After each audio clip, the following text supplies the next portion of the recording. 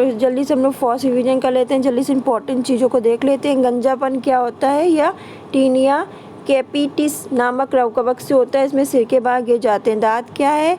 यह रोग ट्राइकोफाइटान लीलोकोसम नामक कवक से फैलता है। यह संक्रामक रोग है, इसमें त्वचा लाल और लाल रंग के गोले पड़ जाते हैं। एड्स इम्पॉर्टेंट है, प्रतिरक्षा प्राणी को प्रभावित करता है। HIV इसका विषाणु नाम है, रोग प्रतिरोधक क्षमता को नष्ट करता है।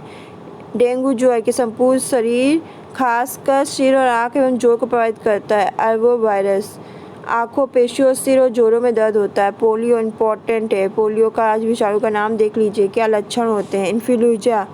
इन्फ्लुएंजा संपूर्ण शरीर को मिस्को वायरस है। गलशोथ, छींक और बेचैनी इसके लक्षण। चेचक संपूर्ण शरीर को इम्पॉर्टेंट है। वेरोला वायरस इसका वायरस नाम है, तेज बुखार, शरीर पे लाल दाने पड़ते। छोटी मात्रा संपूर्ण शरीर को प्रभावित करती है। वेरोला वायरस है, हल्का बुखार, शरीर पे पित्तिकाएँ, ज्वर के साथ मुंह खोलने में कठिनाई होती है। गलशोथ में क्या होता है? ज्वर के साथ मुंह खोलने में कठिनाई होती है। और इसका पैराथायरॉइड ग्रंथि प्रभावित किसको करता है? पैराथायरॉइड ग्रंथि को। और इसमें क्या होता है? ज्वर के साथ मुंह खोलने में कठिनाई होती है। खसरा संपूर्ण शरीर को, इसका वायरस नेम, शरीर पे लाल दाने पड़ जाना। ट्रैकोमा आँख को इम्पॉर्टेंट है, आँख लाल होना, आँख में दर्द होना। हेपेटाइटिस यकृत, पेशाब, पीली और आँख और त्वचा पीला हो जाना है, पीलिया दोनों चीज़। रेबीज तंत्रिका तंत्र को, रैप्डो वायरस रोगी पागल हो जाता है, जीभ बाहर निकालता है। इम्पॉर्टेंट मस्तिष्क को प्रभावित करता है, तेज बुखार। हर्पिस त्वचा में सूजन हो जाती है, इसका वायरस नेम विषाणु नेम हर्पिस से इम्पॉर्टेंट है।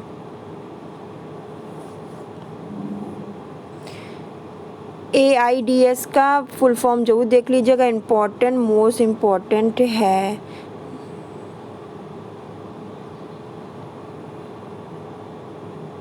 ये HIV वायरस की जांच करने की एक प्रणाली है, इम्पॉर्टेंट है, याद रखिएगा। इससे पता चलता है कि व्यक्ति एड्स पीड़ित है कि नहीं। इसे एलिशा टेस्ट भी कहते हैं, इम्पॉर्टेंट है ये लाइन, इसको देख लीजिए। मनुष्य में होने वाले आनुवंशिक रोग तो वर्णनता इम्पॉर्टेंट है, पूछा भी गया। इसमें रोगी को लाल और हरा रंग पहचानने में क्षमता नहीं रहती। रोग से मुख्य रूप से पुरुष प्रभावित होता है। स्त्रियों में यह तभी होता है जब इसके दोनों गुणसूत्र XX से प्रभावित होते हैं। इस रोग की वाहक स्त्रियां होती हैं।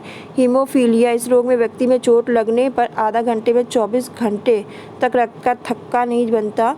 यह मुख्यतः पुरुष में होता है। स्त्रियों में यह रोग तभी होता है जब इसके दोनों गुणसूत्र प्रभावित होते हैं, इम्पॉर्टेंट है।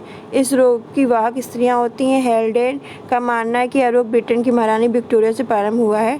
टर्नर सिंड्रोम, यह रोग स्त्रियों में होता है। इस रोग से ग्रसित स्त्रियों में गुणसूत्र की संख्या 45 होती है। इसमें शरीर अविकसित, कद छोटा, वक्ष चपटे, जननांग प्राय अविकसित होते हैं, जिससे वे बांझ होती हैं।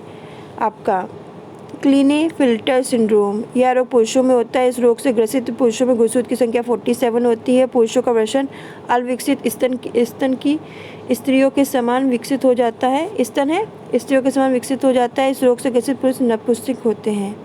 डाउन सिंड्रोम, इस रोग से ग्रसित रोगी मंद बुद्धि, आंखें टेढ़ी, जीभ मोटी, अनियमित शारीरिक ढांचा होता है। इसे मंगोजियम भी कहते हैं। बटाऊ सिंड्रोम, इस रोगी का ऊपर का होंठ बीच से कटा जाता है, तालू में दरार हो जाती है। इस रोग में मंदबुद्धि, नेत्र रोग आदि रोग से प्रभावित हो सकता है। पक्षघात लकवा, इस रोग में कुछ ही मिनटों में शरीर के आधे भाग को लकवा मार जाता है। जहाँ पक्षघात होता है वहाँ की तंत्रिकाएं निष्क्रिय हो जाती हैं। इसके कारण यहाँ रक्त दाब के कारण मस्तिष्क की कोई धमनी फट जाना अथवा मस्तिष्क को अपर्याप्त रक्त की पूर्ति। एलर्जी क्या है? कुछ वस्तुएं, धूल, धुआं, रसायन, कपड़ा, सर्दी किसी विशेष व्यक्तियों के लिए हानिकारक हो जाता है। उनके शरीर में विपरीत क्रिया होने लगती है, जिससे अनेक बीमारियां हो जाती हैं। खुजली, फोड़ा, फुंसी, शरीर में सूजन आना, काला दाग, एक्जिमा आदि एलर्जी के उदाहरण हैं। साइजोफ्रेनिया, ये क्या होता है? मानसिक रोग है या प्राय युवा वर्ग में होता है। ऐसा रोगी कल्पना को ही सत्य समझता है, वास्तविकता को समझता ही नहीं है। ऐसे रोगी आलसी, अलगावहीन, आवेशहीन होते हैं। विद्युत आपेक्ष चिकित्सा इसमें काफ़ी सहायक होती है। मिर्गी, इसमें अपस्मार्ग रोग कहते हैं या मस्तिष्क के आंतरिक अंगों के कारण होता है। इस रोग से जब दौरा पड़ता है तो मुंह से झाग निकलता है, मल पेशाब भी निकलता है। कुछ अन्य मैंने ये पढ़ाई दिए हैं। हाँ, आपका डिप्लोपिया, यह रोग आंखों की मांसपेशियों के पक्षघात के कारण होता है। कैंसर, मनुष्य के शरीर के किसी भी अंग में त्वचा से लेकर अस्थि तक यदि कोशिका वृद्धि अनियंत्रित हो, इसके परिणाम से कोशिकाओं में अनियमित गुच्छा बन जाता है। इन नियमित गुच्छाओं के गुच्छे को कैंसर कहते हैं। कैंसर को स्थापित करने में जो समय लगता है उसे लेटेंट पीरियड कहते हैं। कैंसर के मुख्यतः 4 प्रकार होते हैं आपके। कार्सिनोमास, इसकी उत्पत्ति उपकला उत्तकों से होती है। सार्कोमास या कैंसर संयोजित ऊतक अस्थियों, उपास्थियों और पेशियों में होता है। ल्यूकेमियास या ल्यूकोमाइट्स में असमान वृद्धि के कारण होता है। लिम्फोमास या कैंसर लसिका गांठ और पीहा में होता है।